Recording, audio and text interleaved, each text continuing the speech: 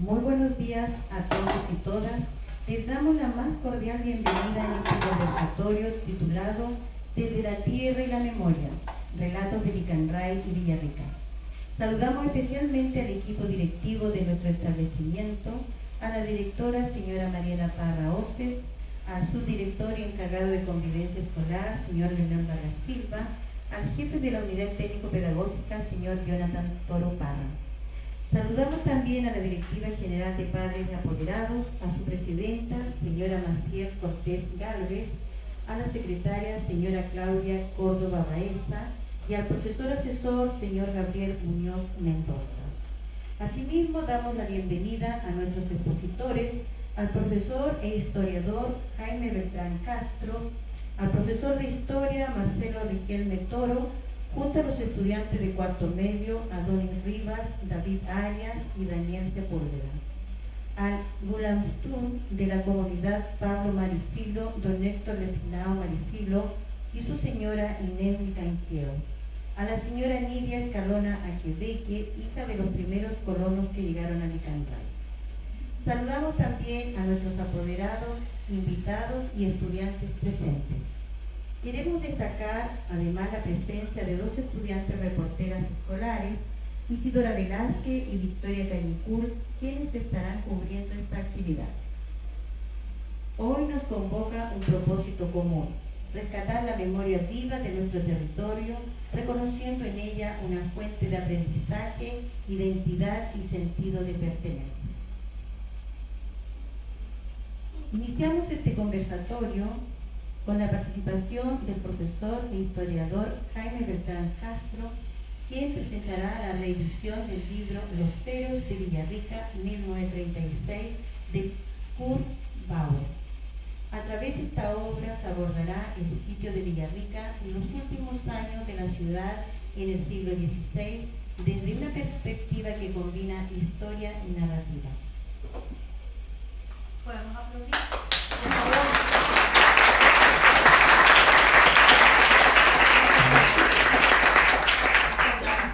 Muy agradecido por la presentación. En realidad yo soy profesor de historia, trabajé en el Liceo Fiscal, más tarde el Liceo 79, luego el Liceo Araucanía, hoy día el Liceo Bicentenario Araucanía de Villarrica y también en el Colegio CAE de Villarrica. Gracias por la presentación. Dije, soy profesor de historia, no soy historiador, yo soy una persona que se aficionó a recopilar información para recuperar la memoria histórica. El historiador es un personaje que tiene un cierto grado académico, estudio de posgrado, y en ese sentido yo no lo soy, pero le agradezco a mi estimado colega Gabriel por el título que me otorga, así que pero es merecido. Durante este mes de abril, Villarrica como ciudad celebró un nuevo aniversario de su fundación, el año 1552, en el mes de abril. No existe una fecha precisa, pues en las cartas de Pedro de Valdivia no señalan una fecha de fundación de la ciudad. Solo dice, por abril en adelante, fundé la Villarrica, que es por donde se va a conocer la Mar del Norte, referida a lo que es hoy día el Océano Atlántico. Marco Aguilera, quien ha realizado varios trabajos y recopilación histórica sobre la ciudad, señala que la fecha de fundación debería estar más o menos entre el 1 y el 2 de abril, porque cuando dice en adelante, significaría el primer día del mes, porque a su vez señala que Alderete, que es el fundador de Villarrica, el día 4 estaba en la ciudad del Imperial, es decir, lo que hoy día es Carahue. Así que, de acuerdo a su tesis, Villarrica debió haber sido fundada entre el 1 y 2 de abril. Pero ese es un trabajo que todavía hay que dilucidar. En su historia, Villarrica dice el himno 3 veces nacida. ¿Y qué es lo que ocurrió? 1552, finales de 1553, primer levantamiento mapuche general liderado por Lautaro, Lestraru, decimos levantamiento general porque abarcó todas las parcialidades y que culminó con la batalla de Tucapel, en la cual muere el gobernador Pedro de Valdivia. Los habitantes de Villarrica, conocida la noticia, se trasladan a la Imperial, es decir, lo que hoy día es Carahue, lugar al cual también se fueron los habitantes de la ciudad de Angol. Así que Villarrica quedó abandonada y recién volvió, por orden de la Audiencia de Lima, a ser reocupada en 1554. Pasaron como un año y en ese transcurso de tiempo Lautaro incluso trató de llegar hasta la ciudad de Santiago, porque Lautaro es considerado un tremendo estratega militar, incluso es estudiado en las academias militares, no solamente en nuestro país, sino que en otros lados también, porque entre comillas, en ese concepto de incivilizados que se le daba a los indígenas, pues se consideraban por parte del mundo hispano o europeo que llegó a conquistar estas tierras como inferiores, pero ellos fueron capaces de mantener, derrotar a uno de los mejores ejércitos del mundo, como eran los hispanos que se habían paseado por Europa y se mantuvieron libres, soberanos hasta 1883. Muere Valdivia entonces. El temor hace que la población de Villarrica se vaya, como les decía, a la Imperial y luego también acompañar a los habitantes de Angol. 1554 es repoblada, final de 1554 es repoblada Villarrica. Así nacería por segunda vez y se mantiene la ciudad como tal hasta el año 1602, hasta el 7 de febrero de 1602, donde nuevamente el sonido del curcul llama a la rebelión general y Pelantaro y Anganamón inician en 1598 una segunda gran rebelión general y se inició con lo que los españoles llaman el desastre de Curaraba. Curaraba, un lugar en la zona de la cordillera del Nahuelbuta, en la cercanía entre Cañete y Arauco, donde murió otro gobernador, el gobernador Martín García Oñas de Loyola, con 50 soldados que fueron derrotados por los mapuches. Por eso para los españoles le llaman el desastre, un triunfo de los mapuches que inician esta segunda gran rebelión general y que va a culminar el año 1602 con la destrucción de la ciudad de Villarrica y en general la destrucción de todas las ciudades situadas al sur del Biobío. Y desde ese momento el río Biobío quedó convertido en una frontera cultural y militar entre España y el pueblo mapuche. El Biobío y el Tolten, incólumes, libres. Se van a firmar acuerdos, hay parlamentos, etc. Donde España reconoce al pueblo mapuche como un pueblo liberto, independiente. Y eso se va a mantener hasta el 1 de enero de 1883, cuando se refundó Villarrica por tercera vez, en la Villarrica del periodo republicano. El día anterior, el 31 de diciembre de 1882, se habían firmado en la cercanía de Villarrica, en un lugar que se llama Putue, o Putuhue, como originalmente, unos 5 kilómetros de Villarrica, camino a los coches, el parlamento de Putue, en el cual los caciques del área, los loncos, Epulef, el señor de Villarrica, Penchulef y Augusto Quiñanco, reconocieron y aceptaron el dominio chileno. Las posibilidades de seguir luchando eran nulas. Un ejército que venía victorioso de la guerra del Pacífico, con armas modernas, era imposible de vencer. Y tuvieron que reconocer y someterse al Estado de Chile, con los acuerdos correspondientes. Muchos de los acuerdos que en el paso del tiempo no fueron respetados. Ahora, curiosamente, yo me encontré este librito en una librería, ¿cómo se llama? En estas ventas de libros por internet, libros de ayer se llama. Y me llamó la atención el título, Los héroes de Villarrica. Y yo asocié el volcán con lo que es la ciudad de Villarrica, porque en Paraguay hay una ciudad de Villarrica y que los paraguayos también tuvieron una guerra con Bolivia, la guerra del Chaco, y pensé que en principio podía estar relacionado con eso, pero el volcán nos indicaba. Este libro fue escrito en el año 1936 por un alemán, Kurt Bauer Ose, editado en la ciudad de Valdivia, en la imprenta Central. Ahora, ¿qué llevó a don Kurt Bauer a escribir este libro? No lo vamos a saber.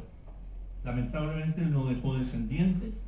Nos costó mucho encontrar datos sobre este personaje para que autorizara la reedición del libro, porque me pareció interesante que conociéramos, y tal como se señala aquí, ¿no es cierto? El objetivo es preservar la memoria, recordar, preservar la memoria, y esto se puede obtener a través de estos trabajos como el realizado por este señor, y que me parecía que era importante que los vecinos de la comuna conocieran, y sobre todo los estudiantes conocieran sobre este pasado.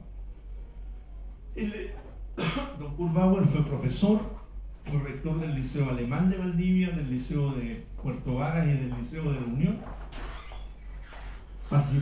Llegó a Chile en 1912, volvió a Alemania a participar en la Primera Guerra Mundial, después regresó a nuestro país y desarrolló su labor educativa.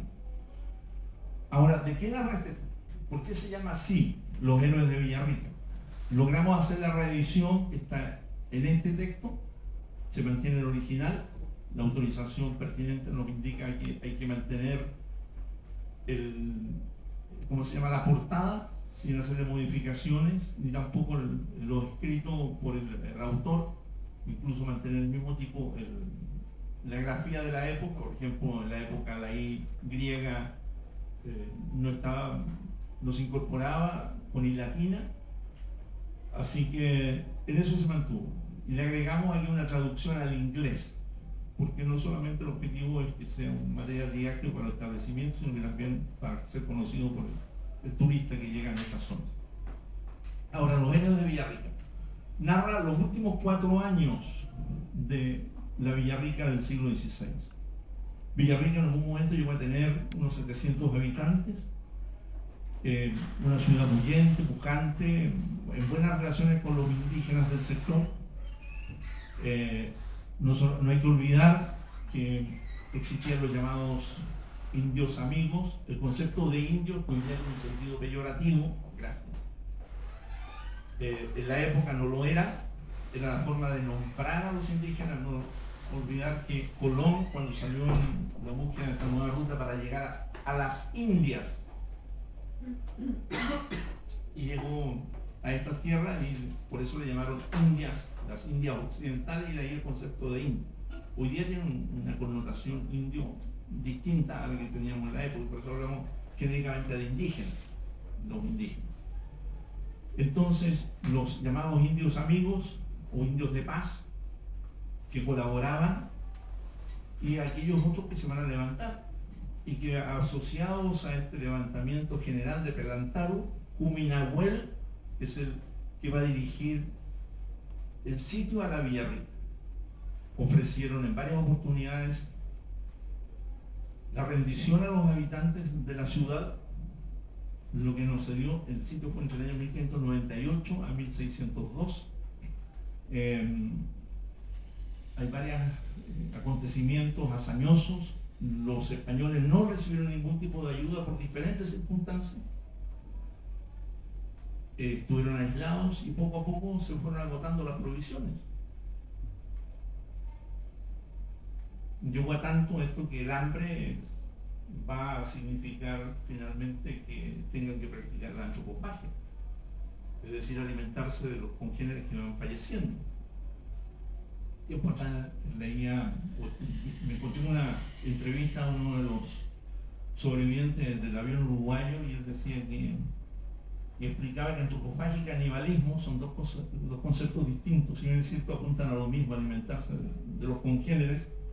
Él decía que el canibalismo equivalía a alimentarse en forma continua, como alimento cotidiano de los cuerpos, y mientras que la antropofagia era resultado de la desesperación de tener que o te alimentas o te alimentas. Si te alimentas, vives. Si no te alimentas tus congéneres, vas a fallecer. Entonces practica la antropofagia para poder sobrevivir. Y don Kurt Bauer narra de una forma novelada los acontecimientos que ocurrieron. Chavarri, Mulato Beltrán, Rodrigo de Bastida, Aldonza de Chavarri, etc. Son personas que aparecen en todos los relatos. Y en la crónica y la historia general del padre Diego Rosales, que es el que va a entrevistarse, entre comillas, diríamos hoy día, algunos de los sobrevivientes de lo que es el sitio de la Villarrica. Entonces, en forma novelada, nos cuenta de cómo un pájaro agorero va a graznar una noche 3 veces y ahí hace la ilación de los acontecimientos que van a ocurrir en Villarrica. En definitiva, el 7 de febrero del año 1602, la ciudad termina destruida, sobreviven 23 personas y el único que fue ejecutado fue el capitán Rodrigo de Bastidas, que era el jefe militar y administrativo del poblado y que dirigió la defensa. Ahora, ¿por qué fue ejecutado? Porque nosotros debemos entender que esto es una concepción cultural. Alguien dirá, mapuche asesino. No.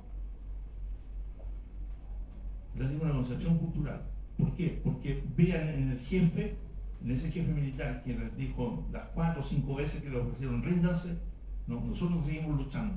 Luchamos por España, luchamos por el cristianismo, etc.